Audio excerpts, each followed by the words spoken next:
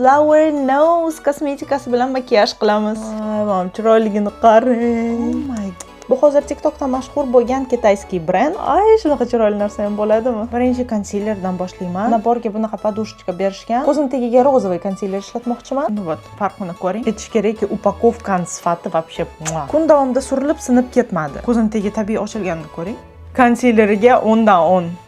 Ikkinchisi bunaqa pudra. Bu Innisfree pudralarga o'xshaydi. Poralarni super puper bekitmaydi-yu, 10 dan 6. Keyingisi rumyana. Chiroyligini qarang. Tak, rumyananing pigmenti pastroq. 10 dan 8 deylik. Upakovkaga 10 dan 100. Teni, mana buni chiroyligini qarang. Pretty. Tenlarning pigmentatsiyasi juda yaxshi ekan. Mana bu yaltiroqlari alohida gapirishga arziydi. Tabiiy va juda chiroyli yaltirash. Teniga 10 dan 10. Va oxirgisi balzam для gubni ko'ramiz. Buni prikoli shundaki, atrofida kistочка bilan botirib olaman.